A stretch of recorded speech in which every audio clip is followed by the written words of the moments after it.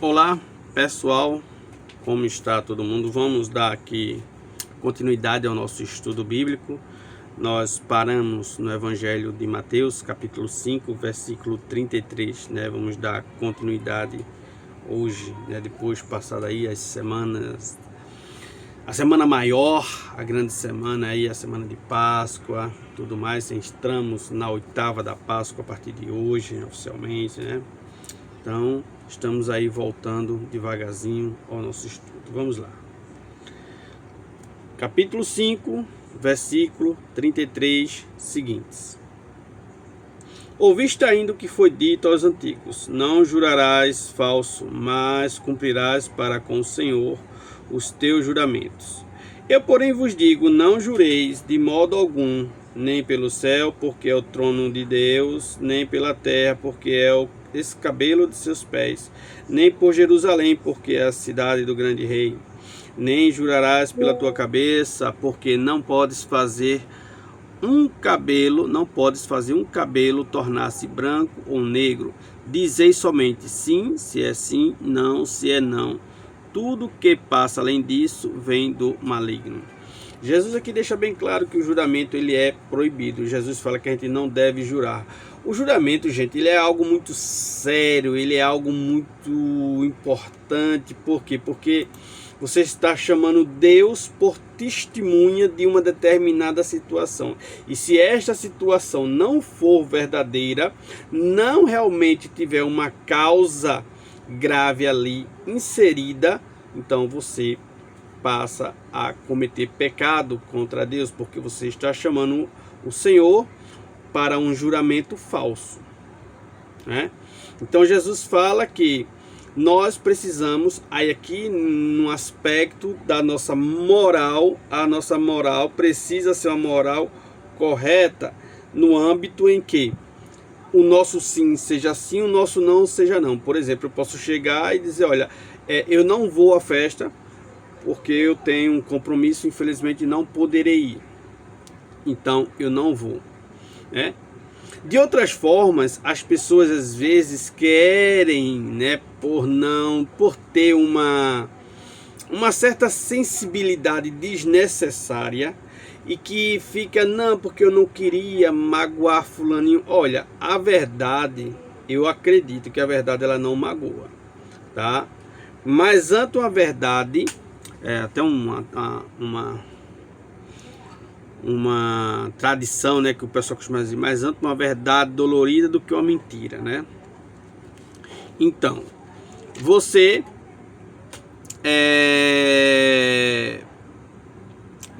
está diante de uma determinada situação, então você não pode ir para aquela situação. Então, você chega lá e diz, olha, eu não posso, infelizmente não posso, por conta disso, disso e disso, pronto. É muito mais bonito, é muito mais digno, é muito mais correto. Você está num relacionamento que se desgastou-se, que, sabe, não tem mais para onde ele ir. Então, você vai e encerra este relacionamento. É melhor que você chegue e diga, olha, não dá mais, né? Não tem mais como continuar, é melhor a gente acabar. Então, a sua sinceridade é melhor. Mesmo que doa, mesmo que haja o sofrimento, o rompimento ali, mas é melhor, né, do que você ficar fazendo situações ilícitas, né, que vão trazer muito mais prejuízo, talvez até emocionalmente, para a outra parte. Então, eu dei esses exemplos aqui, mas existem muitos outros. Então, Jesus Cristo ele pede para nós que nós sejamos fiéis à nossa conduta moral, certo? E o que é ser fiel à nossa conduta moral? É dizer sim, sim, não, não. Acabou-se. Porém, Paulo, o apóstolo Paulo, ele faz uma pequena observação. Eu não diria uma pequena observação. Ele coloca uma situação bem pitoresca. Aqui na carta aos Coríntios, como também na carta aos Romanos, mas aqui na carta aos Coríntios, ele traz aqui no capítulo 1, versículo 23, algo muito interessante. Veja bem, quanto a mim, Paulo, invoco a Deus como testemunha da minha vida. Foi para vos poupar que não voltei a Corinto. Não tencionamos dominar a vossa fé, mas colaboramos para que tenhais alegria. É pela fé que estáis firmes. Então aqui Paulo ele jurou, ele chamou Deus por testemunha. Mas veja bem, aqui é uma situação em que Paulo está sendo colocado à prova dentro de uma determinada situação, sendo cobrado, e aí ele chama Deus por testemunha para que Deus realmente testifique a sua atitude. É lícito nesses casos, quando a sua vida, quando uma determinada situação você está enquadrado em uma determinada situação, isto requer de você uma postura, né, mais ativa. Então, se faz necessário que você, né, possa sim chamar a Deus por testemunha para comprovar a sua atitude, mostrando que você estava correto, que você agiu correto, certo? Então, nesse aspecto, Paulo traz esta situação extrema, é uma situação bem extrema, tá? Jesus está mostrando aqui que às vezes as pessoas brincam, né, de juramento, não sei o que, coisa tal, como eu falei, situações aqui não. Seja o vosso sim, sim, o vosso não, não. Por quê? Porque são das pequenas coisas que se chega às maiores. Então, se você hoje aqui, numa situação pequena, você não, vou jurar por Deus, então, né, fica algo banalizado. E aí Jesus faz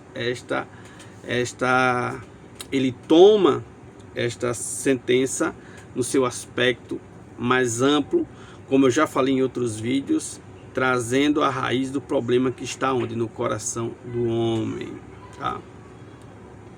Continuando aqui. Tendes ouvido o que foi dito, olho por olho, dente por dente. Eu, porém, vos digo, não resistais ao mal. Se alguém te ferir a face direita, oferece-lhe também a outra. Se alguém te citar em justiça para tirar-te a túnica, cede-lhe também a capa. Se alguém vem obrigar-te a andar 1000 passos com ele, anda 2000. Dá a quem te pede e não te desvies daqueles que te quer pedir emprestado, né? Aqui já é uma outra situação também que Jesus coloca dentro dos mandamentos, que é justamente a vingança, né? O olho por olho, dente por dente. Então Jesus fala que não é este o caminho. No passado foi, mas agora não mais. Estamos sobre a graça de Deus, e se estamos sobre a graça, nós não podemos mais agir como pessoas vingativas. A graça, ela traz o amor, o perdão. Então não podemos mais agir desta maneira. Então Jesus traz este novo ensinamento, e aí ele fala: não resistais ao mal. Se alguém te ferir numa face direita, oferece-lhe também a outra. Olha, essa postura aqui levanta muitas discussões, algumas colocações. Não, o que Jesus quer mostrar aqui, gente, para nós, de maneira muito simples, sem que a gente precise adentrar em questões de exegese e outras coisas mais, não. O que Jesus está dizendo aqui é que nós não podemos ser besta, tá?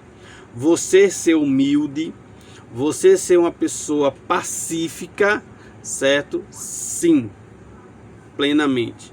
Mas você não pode ser besta. E aqui eu vou tomar uma situação do Evangelho. Quando Jesus ele é preso, que ele é levado até Caifás e Anás, né? E então é feita uma determinada pergunta, e então um dos soldados dá um soco na cara de Jesus, né? E aí Jesus pergunta a esse soldado se eu falei mal, se eu disse algo que ofendi, né? Não, é justamente o contrário. Se eu disse algo que ofendi, não, peraí, calma. É isso mesmo. Se eu falei algo que ofendeu, se eu falei a verdade e a verdade ofendeu, por que me bates? Né? De outra maneira, se Jesus tivesse falado uma mentira, uma falsidade, então seria justo Jesus ter apanhado. Mas se Jesus ali respondeu bem, por que aquele soldado bateu em Jesus? Né? Então, o que Jesus mostra aqui é que nós não podemos ser bestas. Nós devemos ser humildes, nós devemos escutar mais antes de qualquer situação, para que não se gere um atrito maior, para que não se gere uma situação mais grave. Às vezes, quando você recua, quando você fica um pouco em silêncio, você consegue ver melhor as situações, ver melhor as saídas, né? Então, o que Jesus está pedindo para nós é justamente isso, é o aspecto da nossa humildade de verdade, da paciência, do respeito, certo? Mas nós não podemos ser besta, deixar a pessoa nos pisar, nos humilhar, não. Aí existe uma certa distância, né? Então, quando Jesus fala em dar a outra face, dar a outra face significa mostrar o seu lado de respeito, de humildade, e não responder à altura ou com a mesma violência do outro.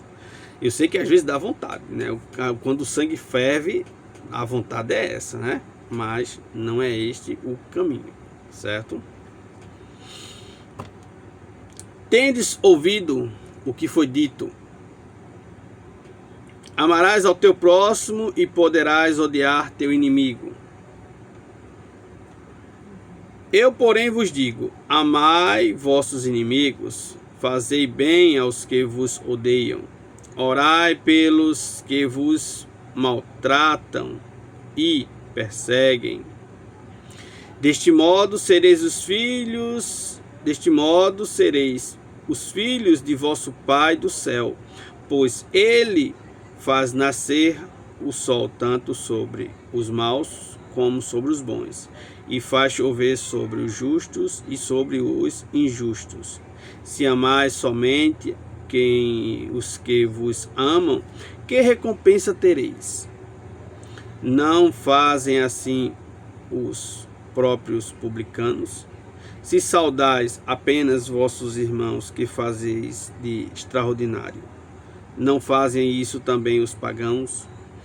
Portanto, sede perfeitos, assim como vosso Pai Celeste é perfeito. Então, Jesus aqui ele traz o mandamento do amor ao próximo, né? Mostrando a importância do amor ao próximo. Esta importância, ela faz com que nós apenas não façamos o bem, ou não apenas tratemos bem as pessoas que nos tratam bem, mas sim também as pessoas que porventura nos fazem nos fez ou nos faz algum mal. Você retribua o mal com o bem. Então essa é a postura que Jesus ele pede agora que nós cristãos tenhamos. Essa mesma postura aqui que nos faz ser filhos de Deus. Neste mundo aí atual agora, este mundo repleto de sofrimento, de guerras, né, onde a gente vê crianças sofrendo, né, realmente é de partir o coração, é algo que incomoda muito. Pessoas inocentes sofrendo pela ganância. O mundo está doente e a doença chama-se ganância, poder.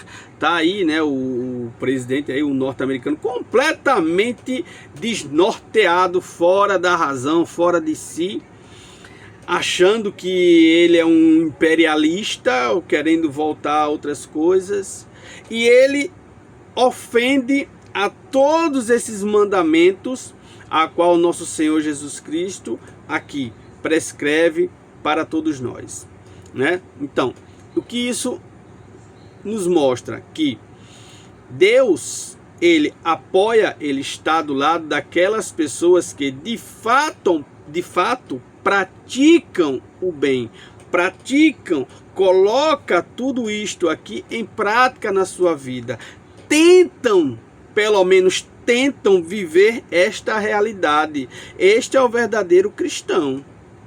Este é o verdadeiro servo de Cristo, é aquele que tenta viver esta realidade na sua vida em prol de tantas situações, de tanta perseguição, de tantas coisas ruins que o mundo oferece.